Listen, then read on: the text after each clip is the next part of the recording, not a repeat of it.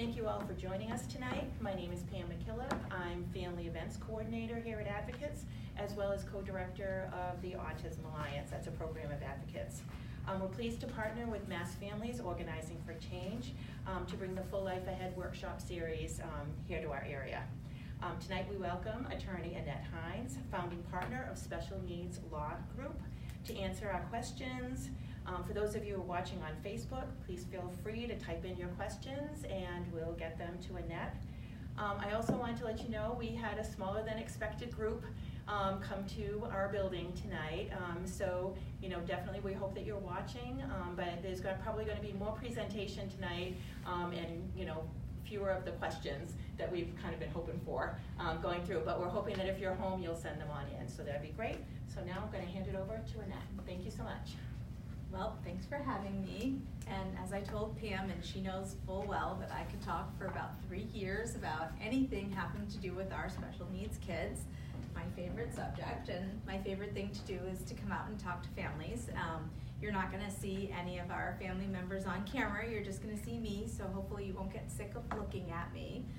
We did intend for this to be really a lot of Q&A, so I'm going to try really hard not to talk too much. Luckily, or unluckily, I don't know, I've been practicing for a lot of years, more than 2 decades. I hate saying that because it makes me sound really, really old. I don't feel that old. But I can actually pose a lot of the questions that I hear in my conference room day in and day out. So even if you don't ask them, I'm going to pose them and I'm going to talk to you about them. One of the handouts that I'm going to leave here so that you can actually ask Pam or anybody at Advocates to send to you is this really great transition checklist that we have that we're happy to send to you, and it's going to be our guide for tonight. On the back of that checklist is our 5 key steps to advocacy. So as you're walking through all of the things that you need to do through your transition years, and I said years because it's not really a one and done. Transition takes a long time. You're going to move through it pretty slowly. You need to really become a great advocate for your kid. If you didn't know that before, you're going to really know it now during your transition years. And it doesn't stop once they've kind of hit those adult years. There are many more steps as you go along. But I am pretty sure that most of you, by the time you've been through a couple of IEP sessions, you've probably pretty much got that advocacy under your belt, and you've figured out that I think probably by the time you've gotten through kindergarten with most of your kids that, there's a lot to this, and advocacy is probably your #1 skill set that you need. It does change over time though. You soften up, some of the people that you work with on the team soften up, and you get into a rhythm.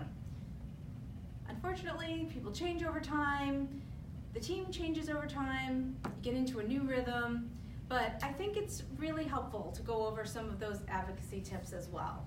So the transition checklist is in blocks of important things, and I thought that maybe we could go over those blocks first and go over the checklist, the advocacy tips as well as the checklist just really quickly, and then I'd like to field some questions. And if there aren't any, I'm going to throw some out to you. So I hope that sounds good. Does that sound good? Yes? Okay, great. All right, so the 6 key areas for your transition checklist. Legal authority.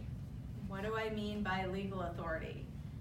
If your kid, soon to be adult, is turning 18 soon, we have to worry about them becoming a legal adult. That means that when they turn that magical age of 18, they're going to be able to make their own legal decisions, right? Well, probably not. Some of our kids, definitely not. Or maybe sort of some decisions and not other decisions. Well, that's something that we need to talk about. And that's something that we have to figure out in our family, in our team of clinicians, and who knows how many other people need to participate in that decision making. So we need to sit down and talk about whether we need to put some documents in place, whether the court needs to be involved. Is this guardianship? Is this healthcare proxy? Is this power of attorney? What do we need to do? So that's what I mean by legal authority. And there's a bunch of ways to involve, from really little to huge involvement in having adults continue to make decisions for this person who is becoming a legal adult, and there's an assumption of, they're their own legal person at age 18. So that's the first thing. Scary enough, but wait, there's more. Because now we have to talk about adult living. So what does this adult living mean? At age 18, all of a sudden, they're their own legal person. Could they actually move out and all of a sudden, be out on their own? Can they actually go out and get an apartment, take care of themselves, grocery shop, doctor's appointments, get here and there? Can they do all of these things for themselves? So what are their advocacy skills? What are their independent living skills? We have to take a look at all of those broad range of things. All right, and then what kinds of assistance are we going to need? Are there going to be any adult service agencies involved? Do they need any financial supports, public benefits, Social Security? Do we have to involve DDS, DMH, the alphabet soup, So let's start talking about what that means. And then we have to talk about things like, so what's the eligibility requirements for that? And then if we are eligible, well, what the heck does that mean? What are we actually gonna get? Just because we're eligible for something, does that mean we're actually gonna receive it? Wow, so that's a whole nother discussion, right? So that's block 3. And if you haven't gotten exhausted by that point, we can move over to the other side of the page, okay? Financial management. Most of our children without special needs are still not ready for financial management, right? Think about your kids maybe who are going off to college, who still need a lot of help in this area. I have one who is on her way home on the train right now, who still hasn't quite figured out what stop to get off at on the train home from Albany. God, I hope she doesn't watch this, actually. Wait, can we erase that? No. Yeah, so she still struggles with her bank account not going into arrears and trying to figure out, what things cost and all of those things. I mean, we're still teaching our 18 and 19-year-old fiscal responsibility. Some kids are better at this than others. Some kids have had jobs for 3 years, and other kids need help with that. But our kids with special needs, are on a continuum, and we need to assess that. We also need to look at what assets are in their name and how this financial management plays into some of the other things that we're looking at, like eligibility requirements for public benefits that we discussed in block 3, and elements of adult living.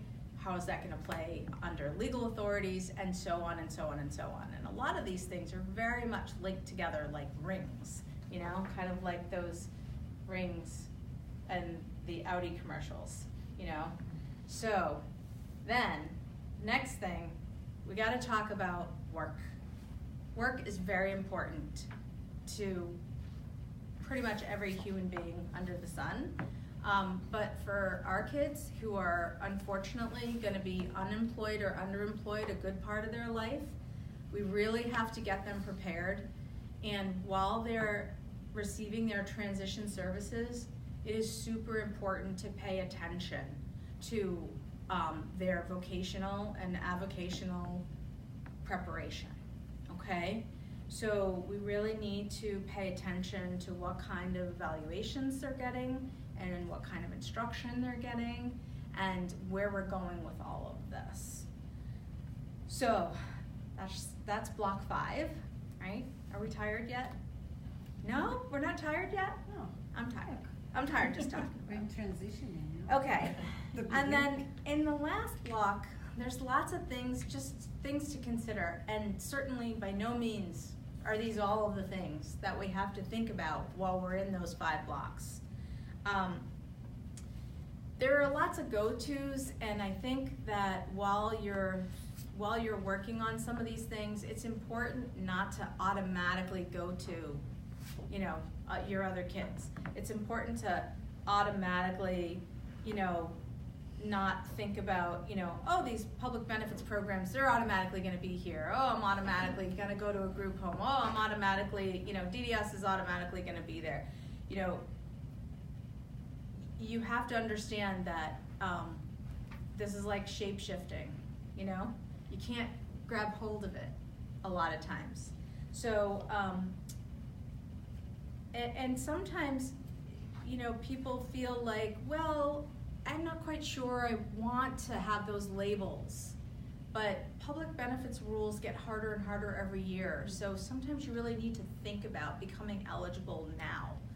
Even if you don't want that Social Security payment, or you don't need that Social Security payment, that disability determination today, it's important, because 3 years from now it'll be harder to get, and 5 years from now it'll be harder to get.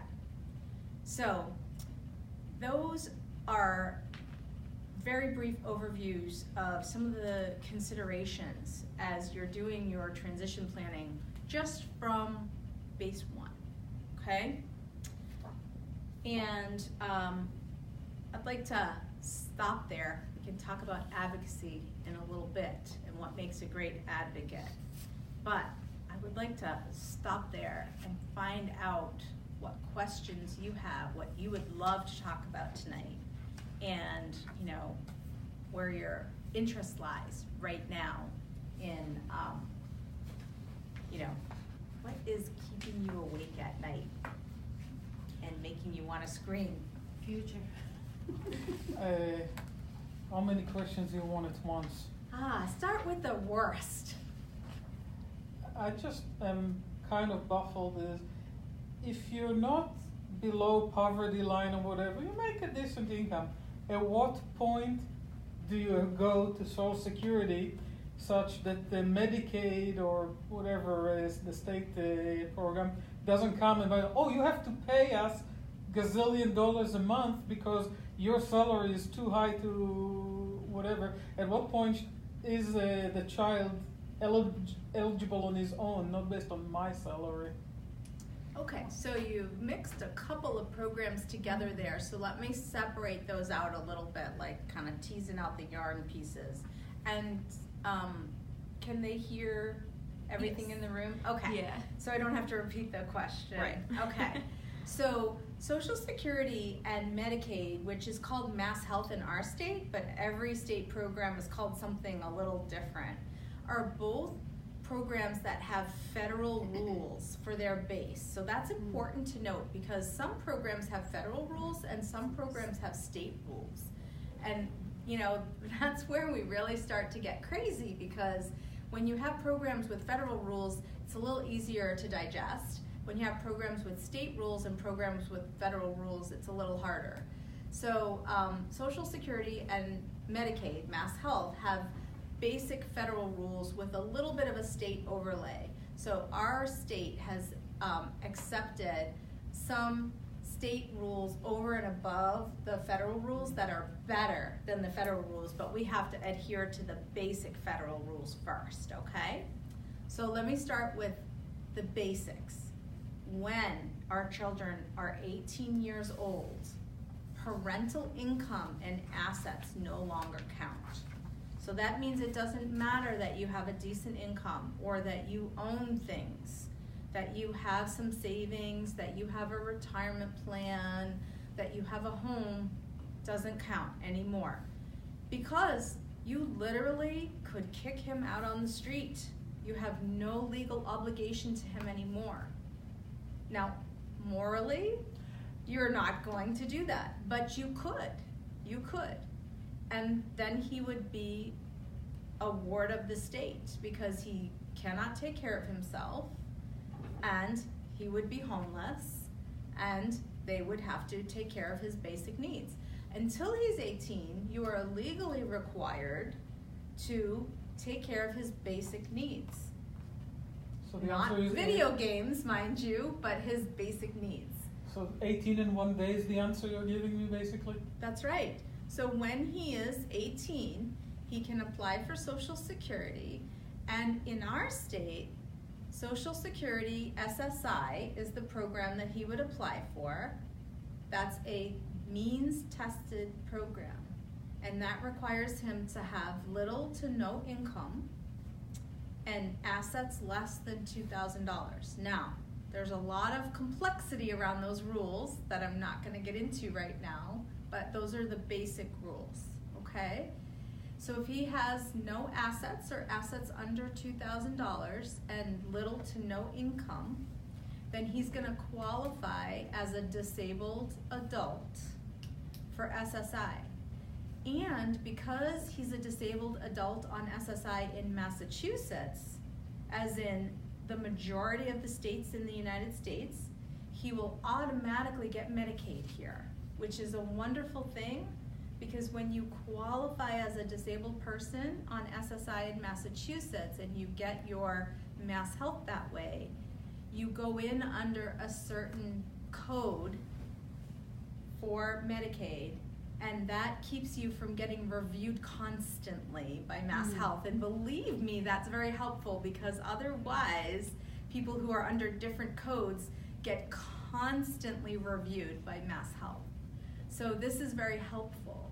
So when I talk often in programs like this about if you have the opportunity to become eligible under the SSI program, there's a number of reasons beyond the $550 a month or $780 a month that you want to do that.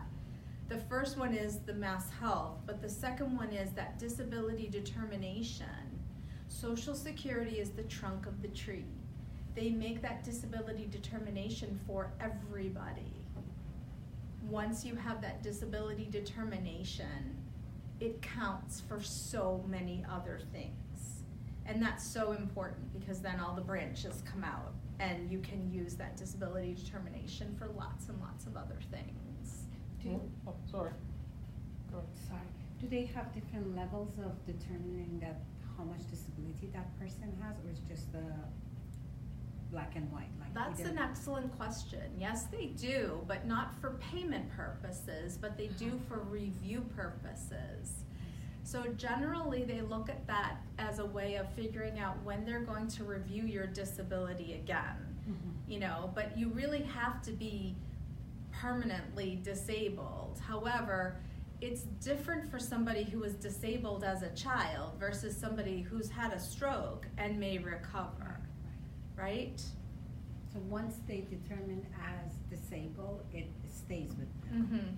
That's really more important for older folks, adults who have, and I'm gonna put this in quotes, and I think you'll know why, a back injury. Right. You know, when, you know, people who are, you know, injured or have things that are harder to diagnose and determine. And you hear a lot about this on the news. So I cast no aspersions on anybody, but these are not our kids. Our kids are disabled from birth. They have, you know, determinations of an intellectual disability or autism that's not going away. So once they have been accepted, does the fact that they already have health insurance through our employers, can they keep that? Because in some aspects, maybe that employer's health insurance gives better things than Mass Health.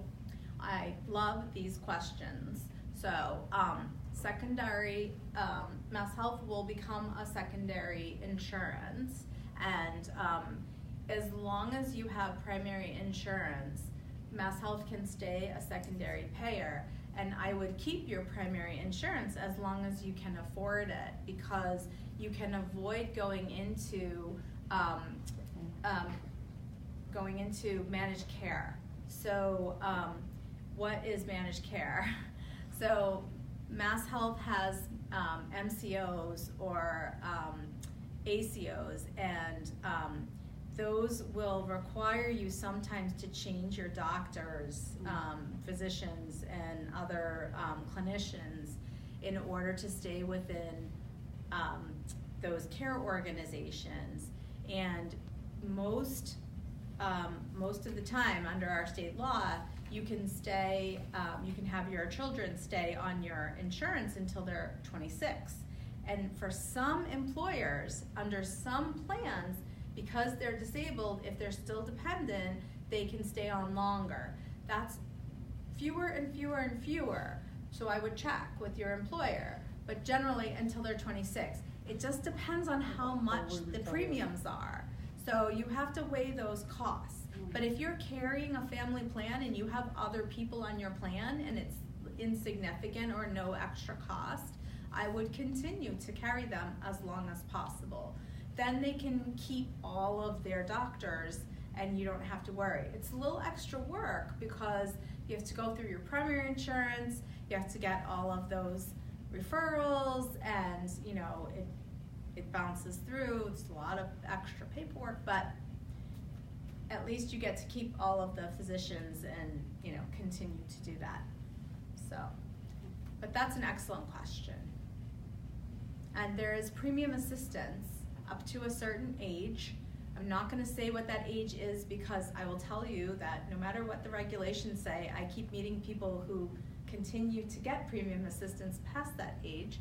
And so for some reason, there doesn't seem to be any adherence to what that age is. So Mass Health sometimes doesn't follow their own rules, for good or for bad. I'm saying that on camera, and I don't care because it's true. It's just true. So, but premium assistance is a program where they will actually help you by paying part of your premium that you're paying out of your paycheck to your employer insurance program. And that can be helpful, where it can actually help you pay either by reducing the amount of premium that you pay for the insurance, or they can actually give you a check back towards the premium that you're paying.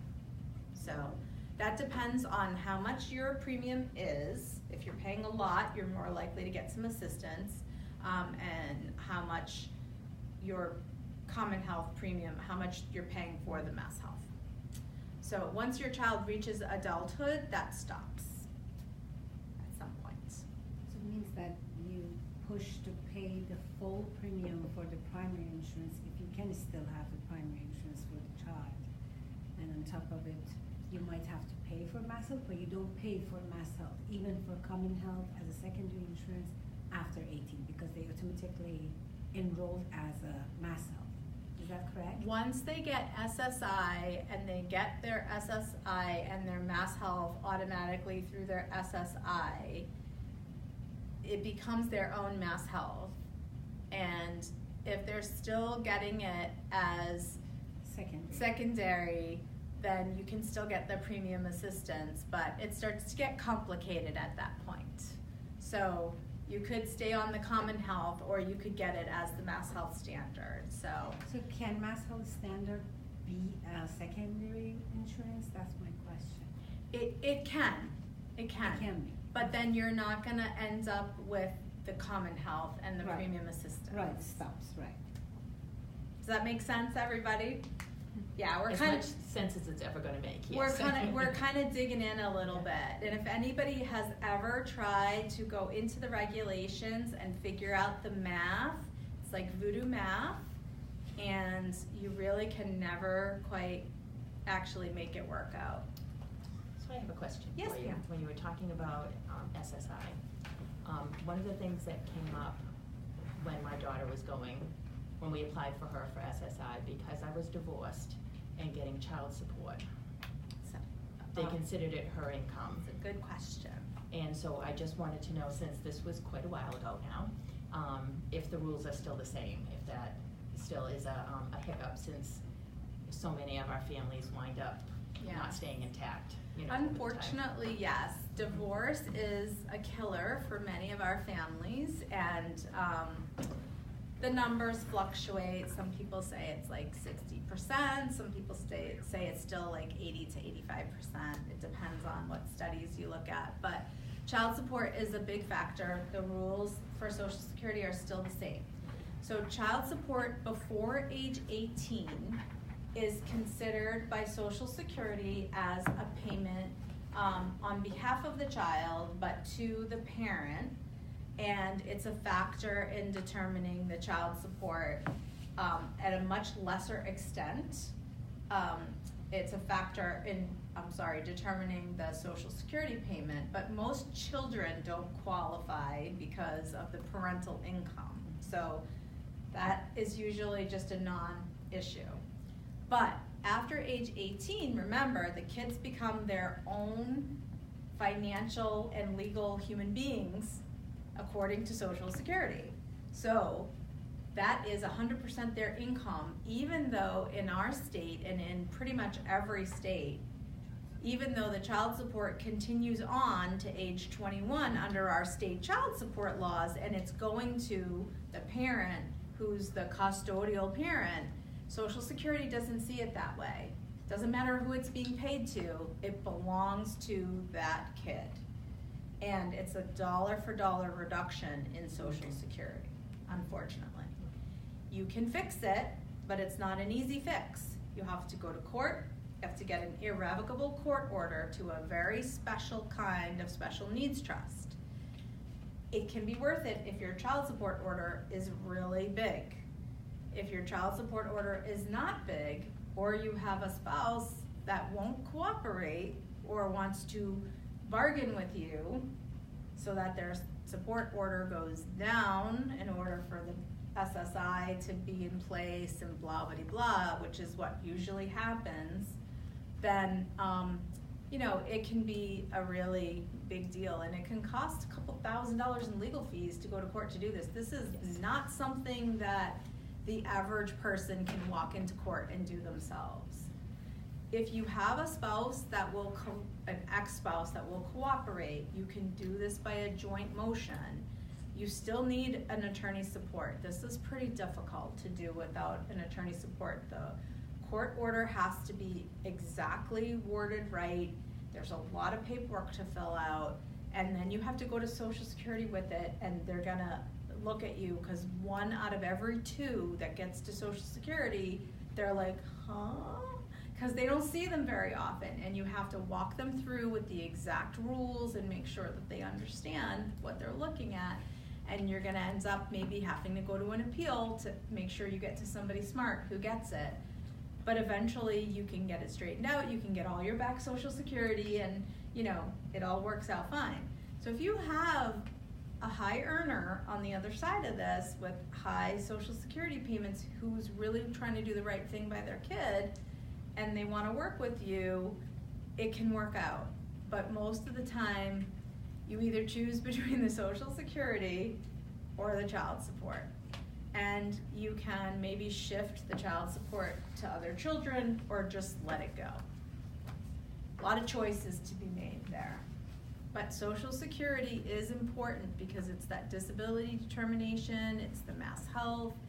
There's a lot of things that kind of need to get set up, and at the same time you're looking at the guardianship, you're looking at, are you doing a co-guardianship with this ex-spouse that you're fighting with? There's a lot of negotiating going on, and there's a lot of deals to be struck at that time.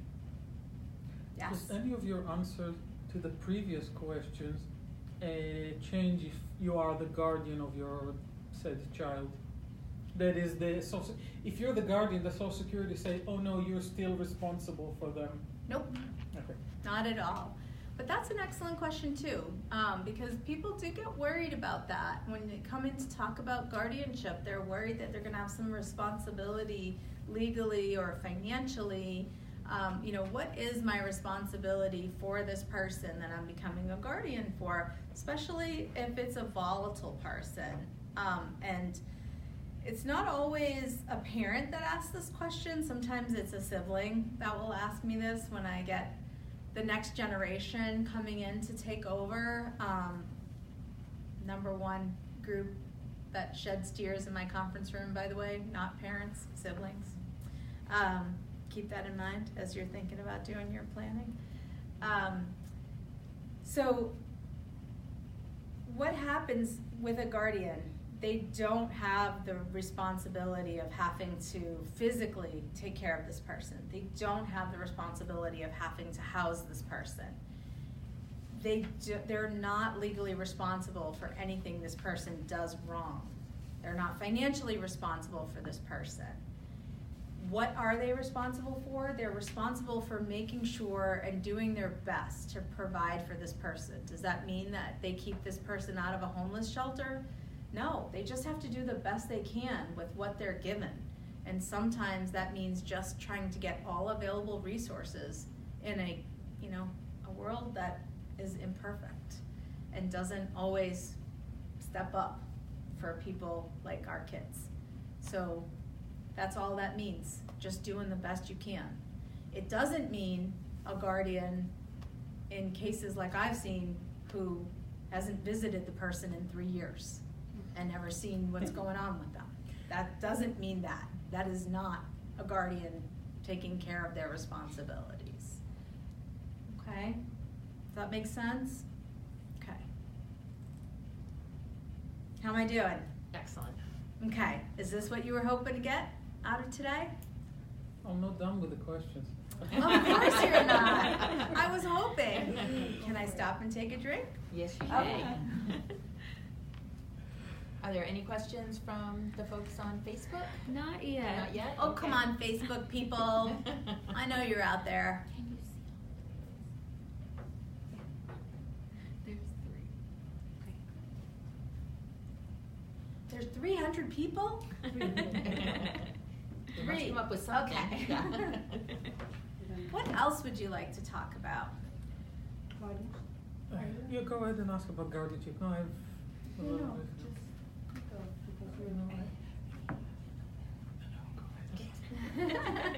If you Go can't ahead. hear them whispering, they're talking about who's going to ask a question next. Go ahead. Guardianship. In general, there's so many details and specifics that people, if they're not familiar, would be too difficult. And in general, I know some parts of it, that when you start preparing, like 180 days prior to the time they're turning 18, is that how it is usually, or can you start way ahead of time? You don't want to do way ahead of time. Okay, so first question, when do you start your guardianship process? Right. That's a good first question. Great place to start. And it's different for everybody because the first thing you have to do is decide if guardianship's appropriate. So when do you start that conversation? That's different for everybody. For some people it's really clear. Guardianship is a must. For other people, it's not so clear. So that's maybe more than one conversation. And some people, it's a quiet conversation amongst parents, maybe parents and the person themselves. Sometimes it doesn't even involve the person themselves. Sometimes it's a conversation that involves clinicians. Sometimes it's a conversation that involves a team at school. Sometimes it involves a lot of people. So depending on how many people are going to get involved in this conversation about whether guardianship is appropriate or lesser legal authority is appropriate or no legal authority is appropriate, that's how long you need the lead time just to determine whether you need to get started. Then, once you decide you're going to do it, I guess the next step is, are you going to do it yourself or are you going to engage counsel? Because then you need to start looking for counsel if you're going to engage an attorney. And generally 6 months is a good rule of thumb if you're going to do it yourself. And if you're going to engage an attorney, 4 to 6 months is probably enough time. It takes 3 to 4 months to get through court, and you actually can't have your hearing until after the birthday. They're not allowing us to do that anymore. They used to, but a few years back they stopped us from being able to do that. The judges just all got together and decided that no more. That's even though there's no sort of hard and fast rule under the law, they just decided that we have to wait until after the person turns 18 before they're gonna give us the court order. So if it falls like a month after the person turned 18, what Yes. happens for that month? Is it still the parents or main caregivers where they are? So usually there's no problem unless there's a problem. Right. If we are really worried about something really dramatic happening, and I'll tell you the only thing that really scares us is that kid who's gonna sign himself out of school. That's the only thing that really worries us, because if we have a medical emergency and somebody can't make their own medical decisions, they're gonna go to next of kin anyway. They're gonna go to the parents. Right. Or we can run into court and get an emergency guardianship. Costs a little more, but if we had a true medical emergency, like there was a car accident, we would Yeah. be able to do it. If we knew there was a surgery coming up, like we could tell the court, hey, we have a surgery on X date. We need a court date right before that. Mhm. And they would let us do that, we can plan for that. That kid who might sign themselves out of school or run away, that's the kid that we really worry about. But that's rare, actually. Most of the time, I have a lot of families who come to me and their kid's birthday's in 3 weeks. And we're like 3-4 months out after the birthday before that happens. I have people come to me when their kid's 19. I have people come to me when their kid's 21. And, so far, so good. Nothing's happened, or something's happened and they've now realized that, this is not working out the way that we thought it was going to. We really need to do the guardianship. And yeah, the judge sometimes says, why now? But we have an answer for why now. Yeah, judge, this happened. Now we know it's probably not okay. We're not gonna be okay without the guardianship. So we try to plan in advance. There are a lot of families who are coming to things like this and they're figuring it out. And then there are other people who, frankly, they just don't have the benefit of being able to plan in advance, and they're just not ready. So there we are. The example you gave in regards to the emergency, that, like you said, it's true for just about everyone, but let's say there's a blood work that they know the child is 18, and we don't have even guardianship paperwork is done, or the court date is further down, like in a month or a month and a half. Would they resist giving us like the blood work results because the child is not capable of making those kind of decisions? It's not an emergency, but you need to know, take it to another provider or whatever, because I actually encountered one of these, not that they avoided giving me, but they didn't give me the login information for one of those portals because the child is over 13. And I said, okay, so who's gonna have access to the child's, medical records or blood work results or lab or x-ray? They said, well, So we silly. can mail it to you. We can mail it, not even email, Yeah. mail it to you, but you have to talk to the main hospital. But I was wondering if such a thing happens for the people who have medical stuff going on. Of course, they have to be on top of their game and Yeah. make sure that the court day is like literally around the time they turn 18. I will but- tell you that when people have that kind of medical stuff going on, they're usually on top of their game, and we're usually there, like right then. And they're usually the ones who have attorneys helping Yeah. to make Yeah. sure that things are getting scheduled. Yes. I have to say, because my daughter is 31 now, so we did guardianship 13 years ago. It was a lot easier back then. And I think it was probably 10, 11, maybe even 12 years before anyone even asked me to see her guardianship papers. I would get the information, I would do I all the trust you, things. but nowadays they're No. becoming more and No, that's what I'm saying, is I went that long, no one is asking. Mhm. Now, any single thing that I do. It's so much harder. Because I've had Mass Health that she's been on forever. And I called when all the changes were coming in and trying to get, Right. figure out which thing she was going, which ACO, MCO, Right. ABC she was going into, and, doing all that kind of thing. and then all of a sudden nobody would talk to me. Yeah. And because, you know, we needed to fill out paperwork and I needed to have copies of my guardianship, and then all of a sudden the doctor's office, same doctor's office that she had been going to for, all of a sudden needed to have all that. So I think now, I appreciate what you're saying, because I think things have tightened up so much that it is a little It's disconcerting. Yeah. You know, especially if you have a child who's not going to be able to, you know, sign something, you know, But or give permission to the doctor to be if able to they do something. haven't been determined incapacitated by a court, then they can give consent.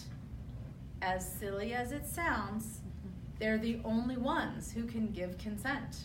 So you can bring them with you or get them on the phone and they can give consent. I see. Okay? And that's how you do it until the guardianship is done. But you really do, I think if you have that intense of a situation, then, you know, and I'm one to tell everybody, not everybody needs an attorney to do their guardianship. You've heard me say this. A lot of people have heard me say this. I'm not here to sell you on needing an attorney. You've heard me say this. You know, if you have an intense medical situation, you probably need the benefit of some counsel, okay? You may not need an attorney to go through the whole thing with you, but you should talk to somebody just to make sure that you're covering all your bases, okay? Just one more question about Of course. guardianship, and then You have some questions? Yeah, I Two? have one Oh, question cool. too, but I think it may have just gotten answered. Somebody was just asking, what about children at risk for psychiatric admissions? Oh, that's a really good one. So, psych admissions are actually not covered under the guardianship statute. They are under a whole different set of Massachusetts laws. So, you cannot, as a guardian in Massachusetts, have control over psych admissions.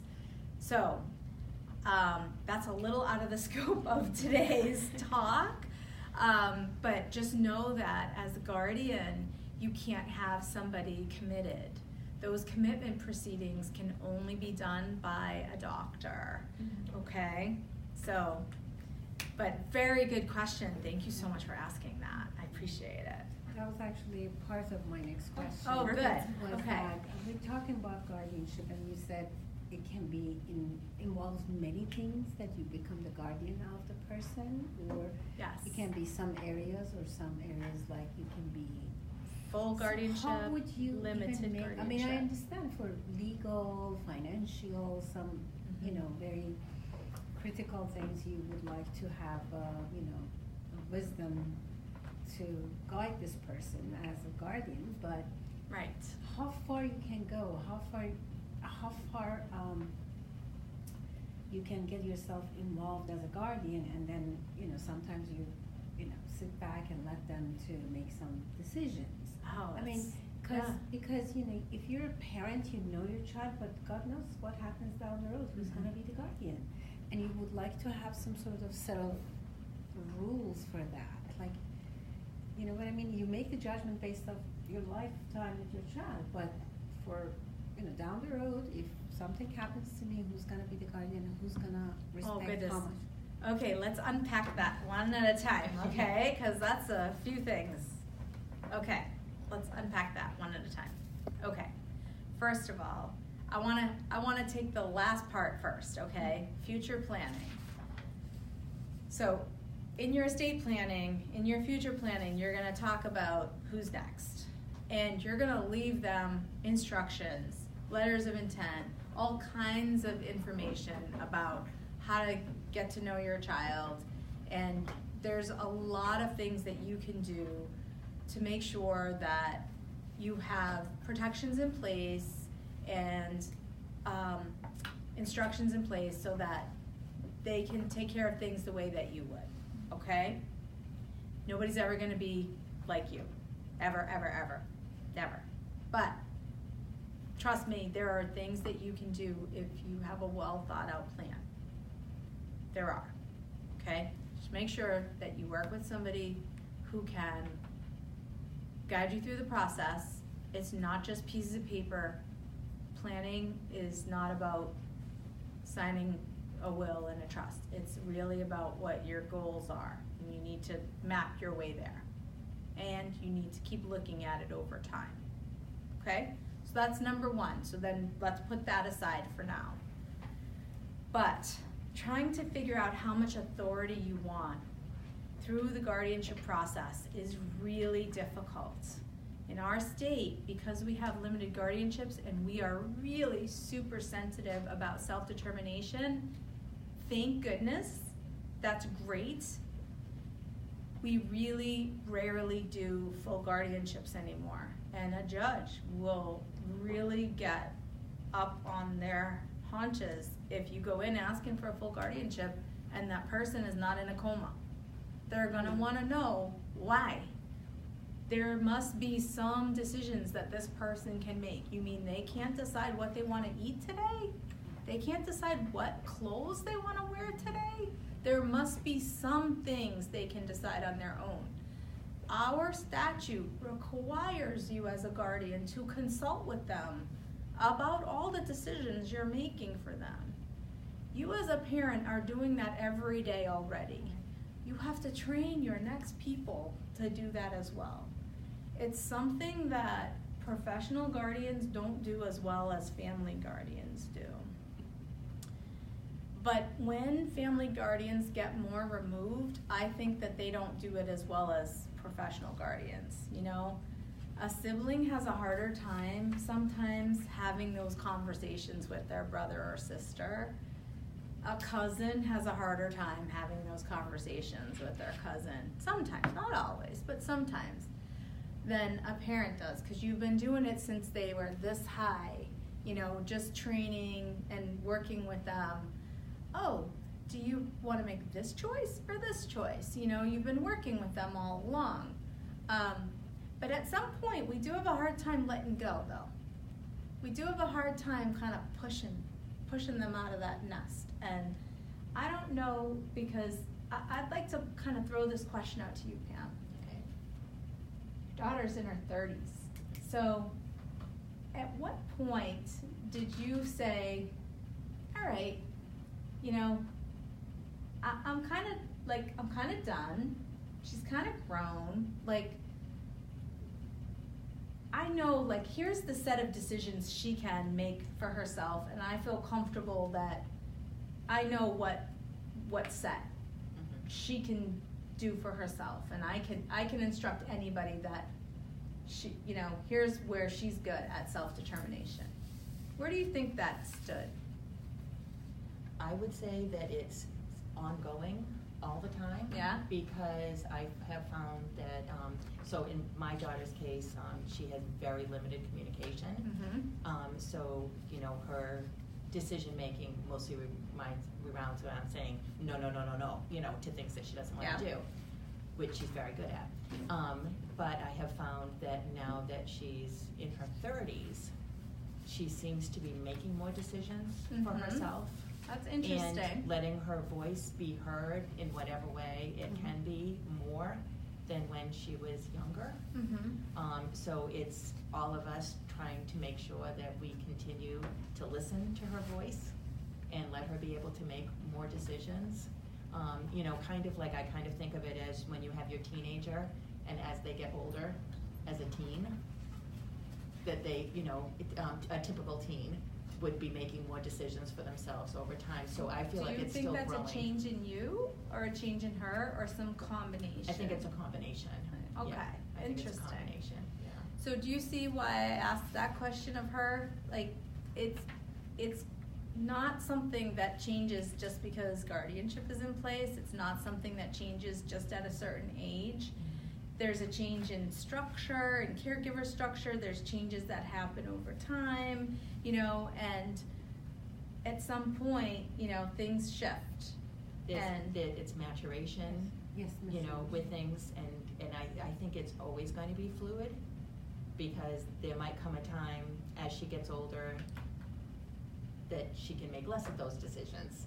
You know, I don't know what her, you know, mental capabilities, you know, are going to be as she goes on. So but, your guardianship decree might say XYZ decisions left to the person and all the rest of the decisions left to the guardian. But in reality, you're always pushing to do as much decision making with that person that you can. Yes. Right. That's the goal. Okay? Does that make sense? Absolutely. We do Okay. it every day. Yeah. And I think a part of it is the quality of life. Right. For the choices being made. You would like to be respectful, you would like to let them to pick what they think works for them, but then there are some, areas that the quality of life would be a little bit different. So the compromise sometimes and personal respect. So. Now, I'd like to throw out that sometimes in different residential settings, this can be challenging because it starts to get a little hard when people want to start choosing things like, I don't want to brush my teeth. I don't want to brush my teeth. Well, how long can we let that go on as a choice before it's really impacting somebody's health? Or I have somebody that I'm working with right now who's making choices about their foods that they want to eat that is really impacting their health. And how long can we let that go on as a self-determination, a choice, where we're trying to work with the person to make some better choices, but at some point we have to override those decisions because it's become a crisis.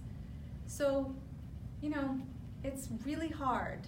These are not easy things, and there's guardianship in place for a reason. I always feel like to me, I thought of it as a safety net, that even with my daughter's limited communication skills, that I wanted her to make as many choices as possible, but I wanted to be there to make sure that, not to even that give her enough risk without being harmful. Mm-hmm. I guess that, that type of thing. You see why I didn't want to do a PowerPoint presentation? That got me actually confused. So let's I'm so say, sorry. No. Let's try to clear that up. So you have this adult person whom you're guardian, and you want them to have independence, and you know that if there are vegetables in front of them, they will eat them. Let's say that's the case. But if they go to the supermarket on their own, given the choice of what to buy, those vegetables will not be purchased. How do you get to the level of determination? The guardianship isn't going to say, that person gets to choose 80% of what they buy. Oh, well, yeah. Those are details that get worked out over time, so the self-determination isn't in the grocery cart, the self-determination's in other things. And maybe the person doesn't care that much about the grocery shopping, and maybe the self-determination is really coming in the leisure activities where they really care about choosing movies that they want to watch or whatever. You find that there's not a lot of big battles that go on, and you let them win the ones that are super important, just like you do now. But yes, that's not... Just like you do now. But you're saying the judges will not let you take over, so can they tell you can't go, say, shopping with them? Or? Oh, no, because the guardianship decree is not going to get that detailed. Okay. Yeah, no, it's not going to be that detailed. Obviously, I don't care. You want green shirt? You want blue shirt? Blue. And instead of being like that, what it says on there is you're going to carve out, person can pick their clothes. And sometimes it might say with assistance, because if you let them pick their clothes, they might wear a bathing suit in January. Right. Or clothes that don't fit them. Mm-hmm. Exactly. And it's different for every person, But if you came to, the judge is going to match what the clinician says, because there's this medical evidence, this clinician's report, which looks different depending on what the diagnosis is. And then there's this petition that's before the judge, which is your evidence, and your petition that says, I need guardianship, and this is who I want to be a guardian, so this is your case, and here's your backup evidence, which is your medical right?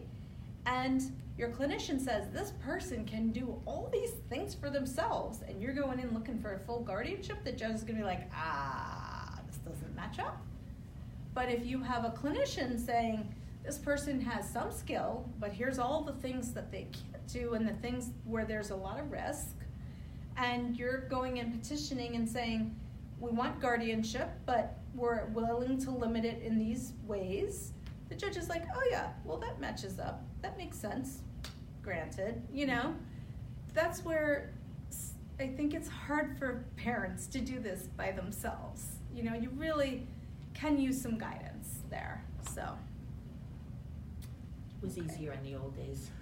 There wasn't quite as much paperwork, but there was people who were going in and getting full guardianships that were not warranted to be full guardianships. Now, not to say that people were not well-meaning, but I see a lot of people now who are in their 50s and 60s whose parents are older and siblings are taking over, and we're needing to adapt guardianships and transition them to another caregiver. And I've got people who are like fairly independent and they've got full guardianships, and we're now having to limit them, and we're now having to modify them because the judges are not going to let these kind of guardianships go through anymore. You know, and because every time they go through the process, they have to have a clinician. We have to have more. Evaluate. We have to have the medical evidence again. So yes. there is no guardianship succession? There is none. That is an excellent question. So in some states, they have what's known as a standby guardian, like in New York, but in Massachusetts, we don't allow that. Unfortunately, you have to go back every time you want to change your guardianship. Unless there is a co-guardian, right? Co-guardians can serve together, and if one guardian drops off, the other guardian remains. Yes. Exactly. How are we doing? Yeah. No question. Somebody was just saying that they were glad you're talking about self-determination. So, Oh, good. Thank you. It's really important. Okay, I have a question in a Yes. somewhat different direction. We're going till 8:30, so we have 45 minutes. Okay. The questions I heard in a different workshop regarding work, that something along the lines that even if for 1 month that adult with disabilities earns more than a certain minimum, that renders them not eligible for SSDI for the rest of their lives unless they applied for it based on a parent's Social Security, but for that the parent has to have been retired and applied for their own Social Security. Something my along those goodness. lines, and I'm like, Well- that makes you not want them to start working too well well. before you retire. Something is. Okay. Do That you is know what just I'm talking a about? mouthful. First of all, that is a mishmash of about 5 different rules. So, let's talk about work first. Work and Social Security. So let's talk about that first, okay, before we confuse too many things, okay? And then let's talk about parents and disabled dependent children, all right? Let's separate those. So, if you're disabled and you're collecting SSI and you work, SSI is very favorable to people who work, and they disregard the first $20 of any income and then the next $65 every month of work income. So you can earn $85 a month completely disregarded. And then for every dollar after that $85, they're only going to reduce your SSI payment by 50 cents. Okay? They are really encouraging you to get out there into the work world. And there are a number of other programs which I don't have time to go through, but there is a very great PDF booklet which is easy to find on the Social Security website called, Social Security and Work. And it is in plain language and very easy to follow. about how work impacts your benefits. And In general? Or in for general. disability? Okay. In general, for Social Security SSI and Social Security SSDI, so that if you are working and trying to get back into the workforce, you can keep your benefits for a while. So there are programs that will help you retain your benefits for a while you're working, so that you can make sure that this is gonna stick, that you're gonna be able to keep working. So there's Ticket to Work, there's just a number of programs, okay? And the rules are complicated, so I don't wanna try to go through them right now. But it's important to know that you can earn roughly up to about $1,000 if you're on your SSI program and still get, a few bucks of SSI a month. And if you are still getting SSI, even $1, you get what? Mass health, and that's really important because you're still on Social Security. You still are disabled even though you're working. So although you're not getting a big payment, you're still getting your mass health, you're still getting it as a person on Social Security. You still have your disability determination, and all of that's very important, okay? Does that mean that you should make sure that you work just under that threshold? No, it doesn't. Why? Because Mass Health has great special rules for people who work. So please don't dampen your children's work ability. Work is very important for people's psychology. It is really important for people's self-worth. Do not make them work less just because, okay? They can still get their Mass Health, promise. And if they go off Social Security and the work doesn't work out, they can go right back on Social Security. Their file's gonna be open for several years, and they won't have to reapply in the same way. They can short file. So please don't, I hear people say that all the time, like, I'm afraid to let them work too much. Please don't do that to your kids. It's not good. Okay, so that's SSI and work.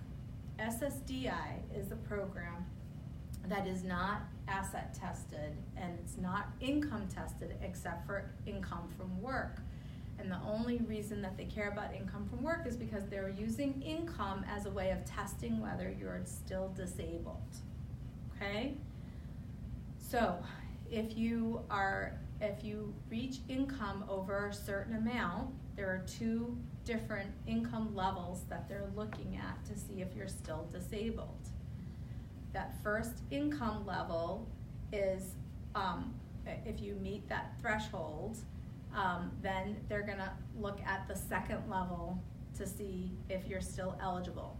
So the first level is I think it's about $900 a month now.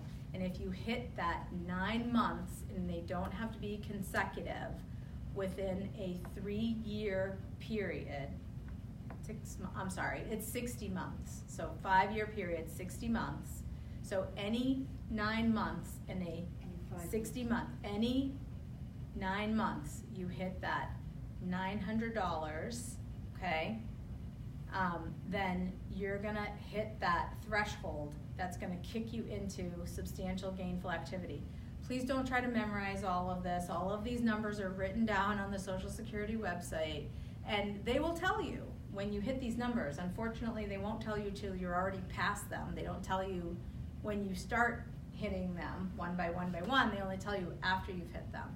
But if you are working and you are, getting closer to hitting those numbers, and you're on SSDI as a person who has worked during their lifetime and become disabled and is collecting under your own work record, then, at some point you're working again, you could get kicked off if you're working enough that you're gonna hit substantial gainful activity. Okay, don't stop me yet. So, once you hit substantial gainful activity, after those 9 months, you hit substantial gainful activity, then you're off. You're out of the program, okay? So you're out of the program. There are some programs where you can get back on again as well, okay? Called an extended period of eligibility, et cetera, but, and I can't go into all of those details as well. Again, that is a program for people who have worked, they have paid into the program, so that would be like us. If we got disabled now, we've worked, we've paid into the program, okay?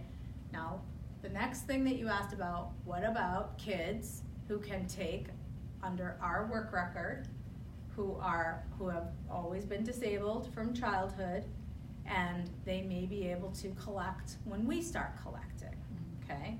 So that's also called SSDI or RSDI. So if we become retired and we start collecting, or if we become disabled and we start collecting, or if we die, okay, and our children were disabled prior to age 22, dependent on us, then they can collect under our work record. Now, Social Security needs to know that they're attached to us. Their Social Security number is attached to us as our dependent adult child, DAC, and then they will automatically get a bump from SSI to RSDI, okay? And they can get a lot more money, but they're now not gonna be attached to Mass Health. They're gonna have to get their Mass Health separately, which is a little bit more of a pain, but it's doable. Everything comes with a price. But now they're not gonna have those same asset tests necessarily, depends, unless they're over the Mass Health income limit. And now we're gonna be into all kinds of crazy rules that we do not have time to go through tonight. But you just need to come and see me because I will walk you through all of them, okay? Because Mass Health has special rules for people who get DAC benefits, are over the income limit, but you know, only because of DAC are now over the income limit. But now they still have asset tests. Disabled adult child benefits. So if their parent retired or died or became disabled and now all of a sudden their income from Social Security went up, pushed them over the Mass Health limit, they can still get their Mass Health if that's the only reason, but they may still have to adhere to the $2,000 asset limit for SSI. But I wasn't actually asking about the Mass Health component. I was asking about the Social Security itself, because you've mentioned this 9 months out of 5 years. So that's not going to apply. That's not going to apply if they're not working. No, I'm talking about if they are working. They've worked for 10 months during those 5 years. They've been kicked out of the program. Now they're eligible for absolutely nothing for the rest of their lives because they're no longer in that program. That's true. That's why but on the other hand, if they haven't started working until after I've collected, then that program, that's irrelevant. Those kids still collect Social Security because it's a different program. I mean, that's if they haven't started working. If they haven't started doing those 9 months of work until after I've started collecting my Social Security, then regardless of what happens after, they'll still be eligible for the DAC for the rest of their lives. No. They're still, as long as they're not, they've worked, they don't collect it, but they lost their jobs, and now they're still eligible to collect the DAC. Anytime that they have lost their job and they don't have that working income, they're going to be able to slide back in. You can, whether they can collect under you or not, they're going to be able to slide back in because they're still disabled. Even if they if they work 10 months in 5 years. Mm-hmm. They can go back and just reclaim their disability status. Okay. Depending on how long they've been out of the program, they'll just have to prove their disability status again. If they've only been out for a little while, It's going to be easier. If they've been out for a long time, it'll be harder. Because the disability hasn't changed. It's just the economic status has changed, and the employers no longer hire people with disabilities because they don't need to. It depends, you know. I mean, I've recently had a case where I was able to prove a subsidy because somebody's been employed a long time, but only because a family friend keeps that person employed. They're not employed competitively. Yeah. Those are tough cases, but they're out there. So, yeah, but now we're really getting into the weeds. So we should try to stick to some mainstream questions just so we can be sure that we're going to talk to everybody that's out there. Questions? How about, I would love to know what you think makes you a great advocate for your kids. What could actually make us a great Well, advocate? I think that you are great advocates for your kids just from what I've learned about you tonight. And two of you I already know somewhat, so I know that you are. So I think it's being able to talk to people and build a team.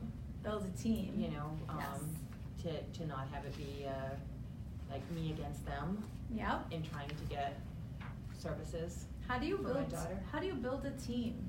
Um, What works for you? What works for me is friendly, you know, doing a lot of thanking people for the Mhm. things that they do, you know, listening to what they have to say, because a lot of times, you know, I might be looking at something very differently than they're looking at it, so make sure Sure. that I'm listening. But also I want them to hear my voice, you know, so making sure that we have the two-way Mhm. conversations going, you know, and what I always say is I try to get to know the people before we have to have the hard conversations. Right. So that, you know, we already have some kind of a knowledge, you know, of each other, Mhm. and acceptance of each other before we get to those hard conversations that will come up, you Mhm. know, along the way. So those are kind of some of my basics. That's great. And what would you add to that? I mean, educating myself, getting to know what is out there and how we can fit a proper actually situation for the person we are actually taking care of, our child. And I think also, yes, learning how to have a proper voice, not Yes. just a matter of tone, but be equipped to ask the right questions, and then be a proper representative of the person we are trying to protect. Like you mentioned, getting to know people before like really starting serious conversations, but meanwhile I think sometimes I have to try to make sure that they understand this individual properly and Right. know that what is really, you know, important and what is the strength, what is the need.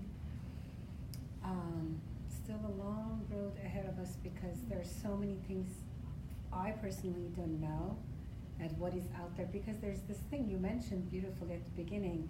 There are so many things out there, but first of all, you have to know what is out there, and then secondly, if I can get this for my child, Mhm. that is two, I guess, sometimes different things that you should first know what you can ask for, what you can go for, or what is your child is eligible for, and then find a path to get there. Or Right. that's a lot of work. Yes, it is. But that was said very beautifully. I don't know, I just look at it as a fight for survival. As long as we don't give up and keep trying what we can, that's all we can do. Okay. And I would challenge you to think also beyond the survival, though, to what does that next thing look like beyond survival? You just hope you're doing what's right, Yeah. and you constantly ask yourself, what did I mess up today? Oh, maybe the next thing you should ask yourself is, let's count how many things I did well today. How many things did I get right today? Because that might end up with a better night's sleep. Yeah, not happening. I guess we are all conditioned to the outcome, like how it turns out to be, how the person will be, you know. For every child, doesn't matter if there's a disability involved or not. Right. Because we are kind of conditioned to the, you know, to the outcome.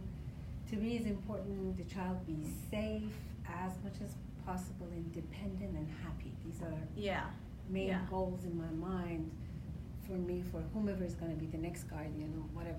But And I will tell you, as someone who, like I've said, has the 31-year-old. A few years so older. I went through the transition is what I was thinking at the time, and I had to rewire my brain for it, is that I didn't have to plan my transition was 22. That didn't mean that it was whatever happened at 22 was this was the it. end. You know that that things were going to change, and maybe some of the decisions that we made for 22 weren't perfect. That's right. You know, we did the best we can at that time, and then constantly reevaluating, you know, along the way. Probably not constantly, because I'm not that good at that, but, you know, periodically, you know, reevaluating, you know, what it was.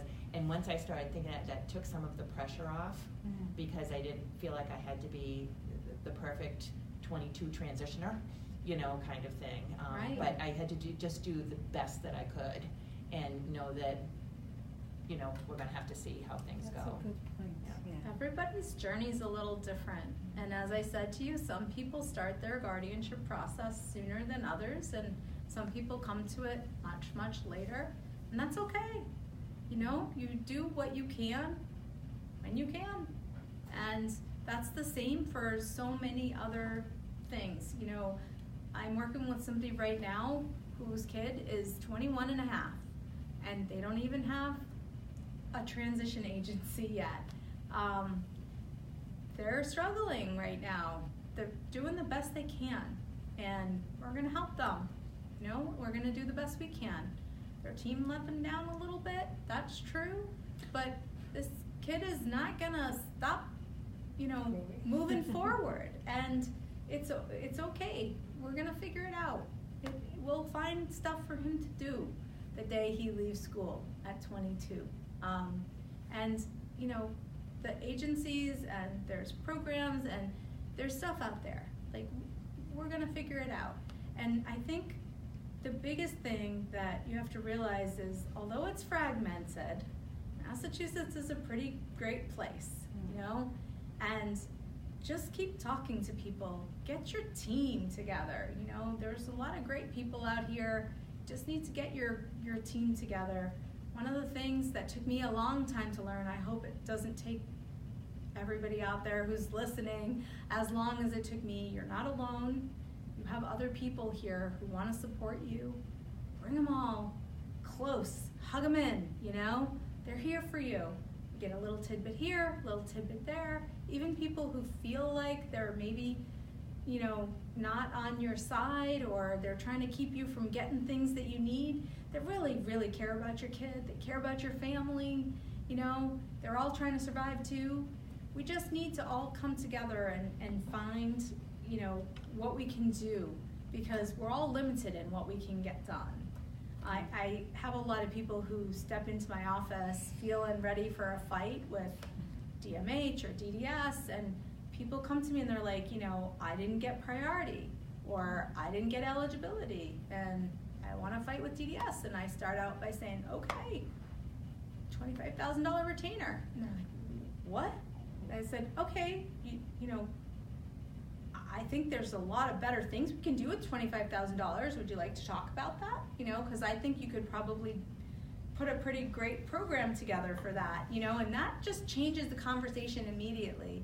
And then we really just start talking about, well, you know, let's not think battle right away. Let's think about, what's the goal? What are you trying to get to? You know, what is it that you think DDS is gonna give you.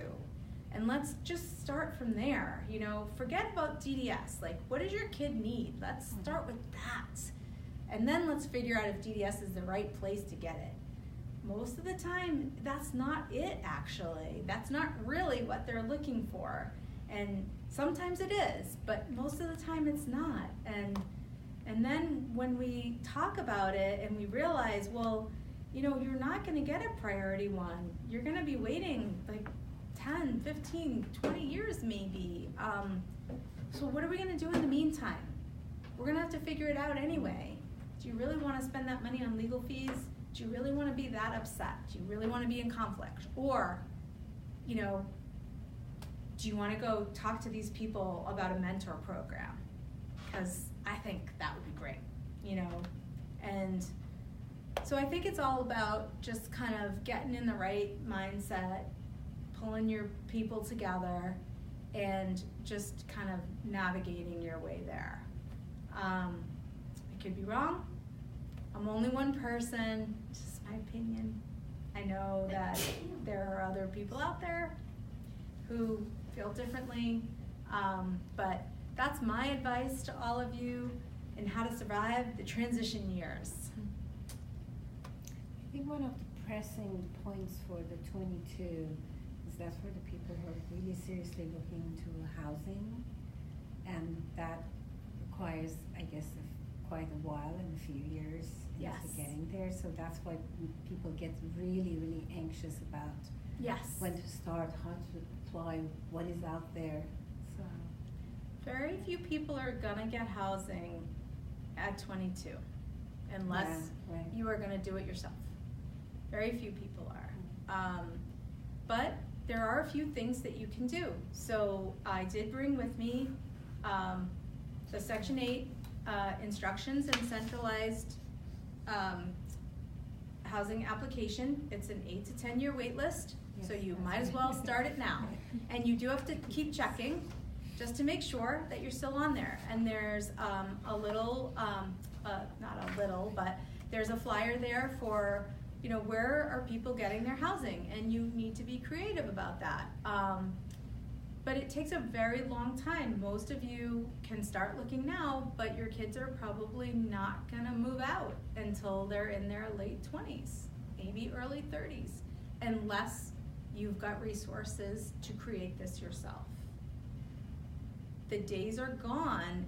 They ended for people around the time for people who were like in their mid-30s, where people were getting housed pretty regularly and pretty early on by DDS, because the funding's just not there anymore, and it was regular and routine for people to go.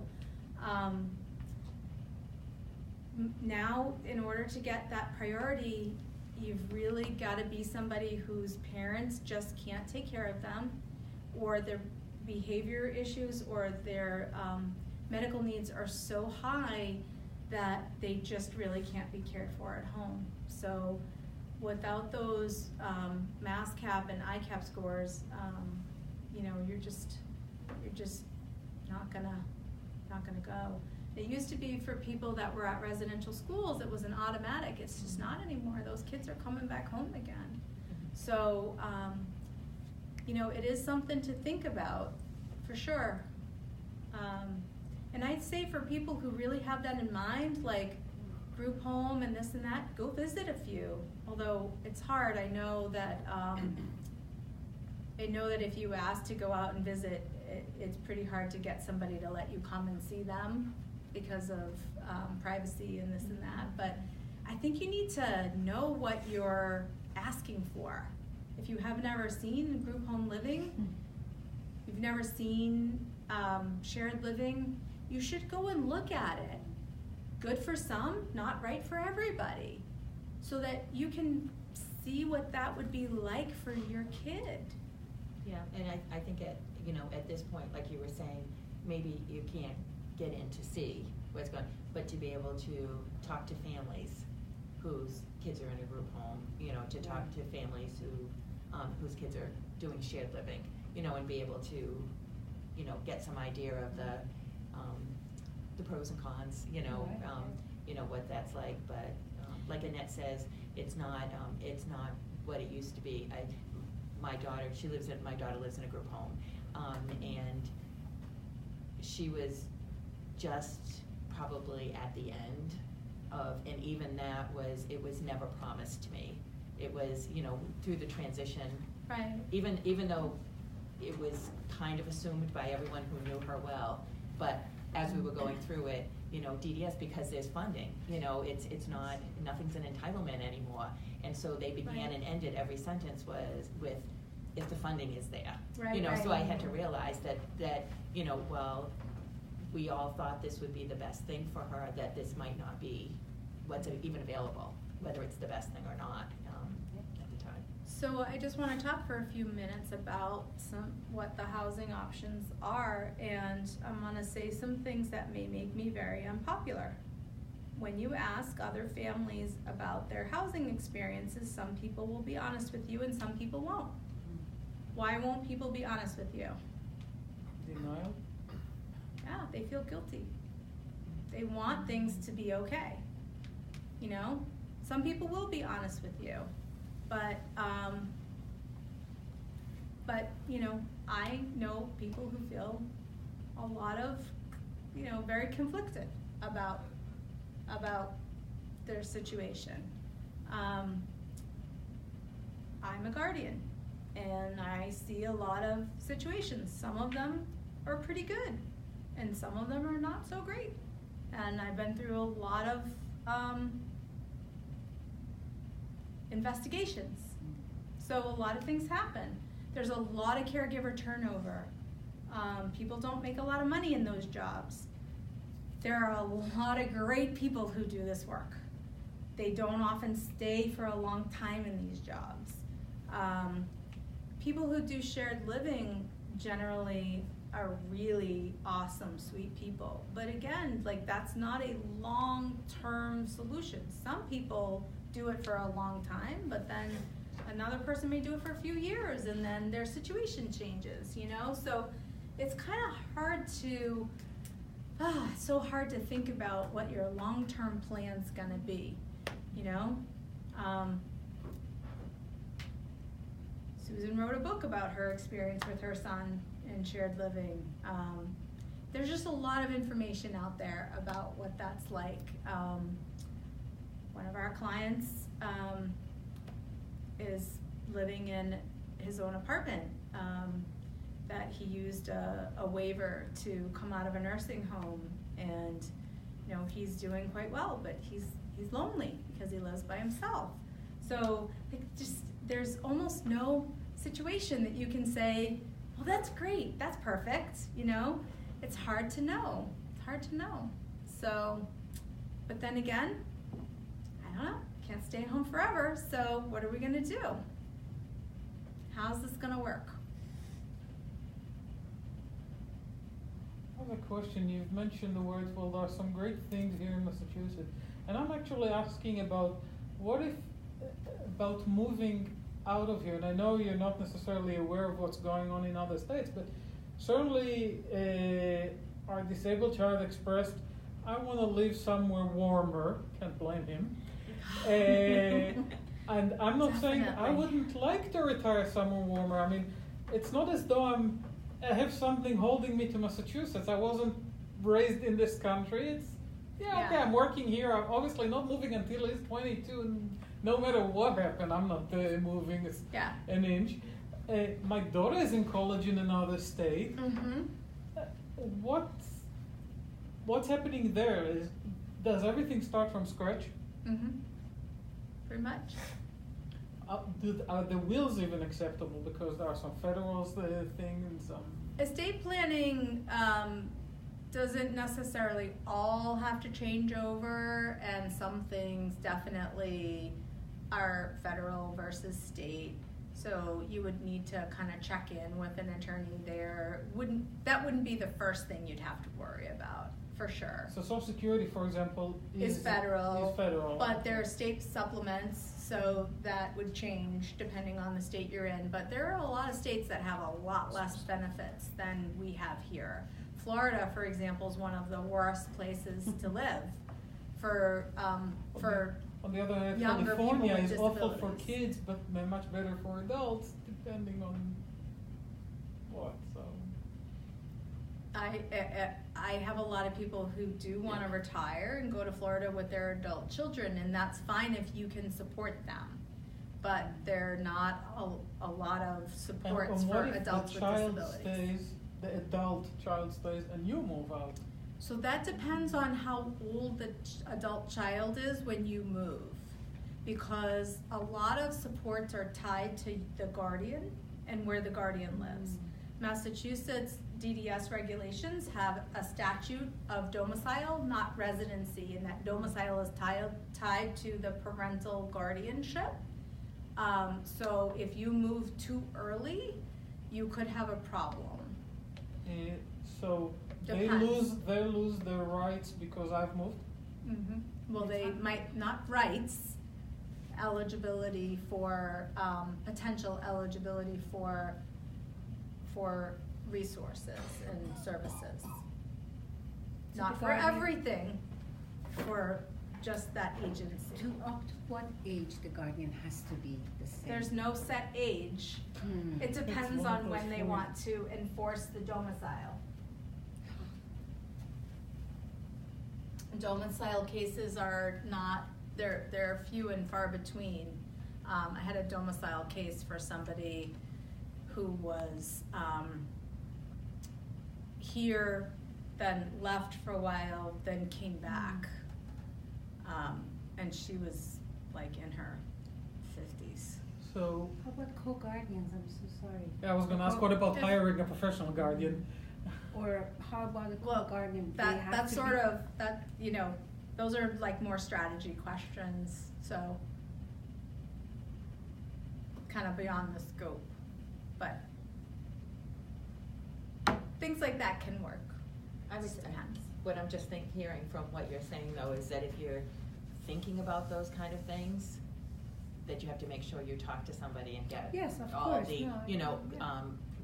Before not- you move. Before you move, because we have had, you know, through my work, where people move and then ask the questions. Right. And then are very, not happy, you know, at the answers that they're getting, but they're, you know, all those things need to be buttoned up, Yeah. you know, beforehand. I so. particularly have had conversations with somebody here at Advocates who's had a couple of difficult cases Mhm. with parents who've moved away. Yeah, yeah. Yeah, that's a tough one because people retire and they wanna move and they think their kids are settled and then they're not settled.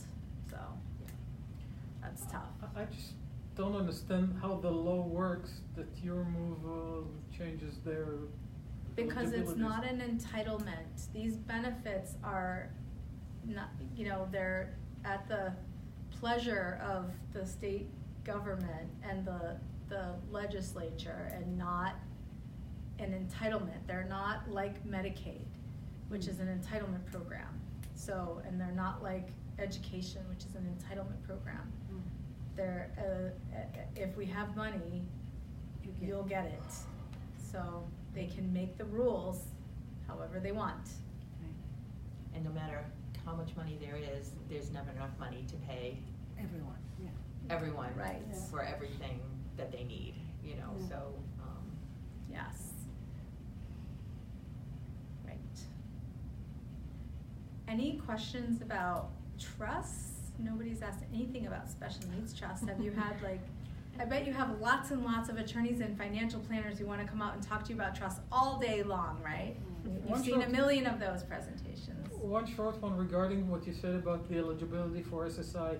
Does the fact that at some historical part we thought and opened a 529 for said child who's not going anywhere near college, well, not going near it, but it's not going to college, is that something we need to take out before he turns 18? 529 plans belong to the person who set them up, not the Not child. the FBO? Okay. That's right. So they should not impact public benefits at all unless you mistakenly report them as belonging to the child, which families do all the time. by accident. And then Social Security's like, oh, you said it was theirs. I don't care that you made a mistake. And then it's really hard to unravel that. That happens a lot, actually. Any other financial questions like that? That was a good one. That's a whole chapter of trust. Any questions from Facebook fans? No, nothing Facebook new. fans? No? No? Okay. Should we do a little wrap up? Sounds good. Okay. Okay, so how should we wrap up? We talked a lot about guardianship. So I want to end this by saying on the guardianship front, I know we talked a lot about, you know, an attorney this and an attorney that, and we gave out the guardianship steps. But I always like to say you do not need an attorney to do guardianship in Massachusetts. It's not required that you have an attorney. However, an attorney can help you, especially if you're nervous about going into court on your own. One of the things that people get super confused about is who you have to give notice to. That is the one area where it's not clear when you get your paperwork in the mail from the court who an interested party is, and when you go back to the court, you know, they don't always tell you that you did everything right until you get back there and you find out that you didn't.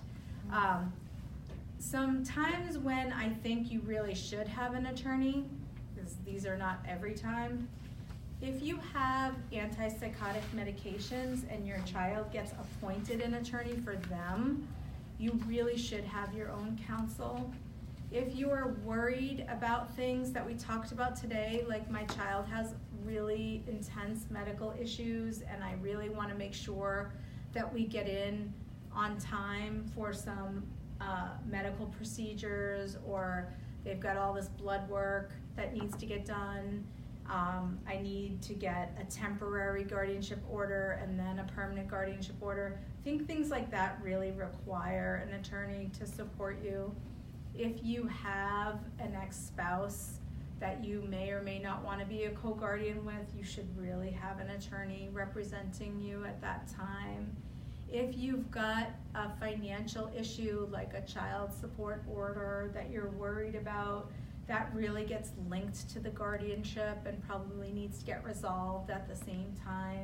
That's a really good time to be thinking about a child support order and the guardianship at the same time, so an attorney would need to help with that. So those are times, and there may be other times, those are times when you would really think about definitely needing an attorney to help you with your guardianship. And otherwise, you know, it's really a matter of convenience for making sure that everything gets done right the first time. But there are many, many families, many parents who do this on their own. They manage to do it right. I've had lots of these presentations through the years, and I have had a couple of people from time to time stand up and kind of get aggressive with me and say, well, I did this by myself, and I didn't need an attorney, you know, and that is very true and good for them. But honestly, not everybody can manage these things, and some people really get very anxious about this kind of stuff. So it's for you to determine. Sometimes people just need to sit down with somebody and just talk it through and figure out if they even need a guardianship or if this is the right thing for them.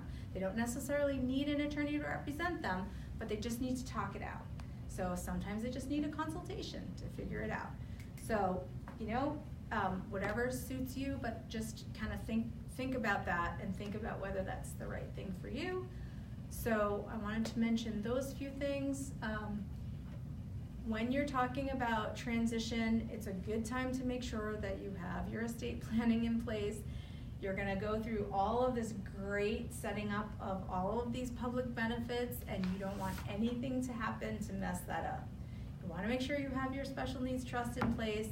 You wanna make sure that there's no assets out there, that you haven't forgotten about savings bonds or any bank accounts that are over that $2,000 asset limit or anything else that's in your kid's name.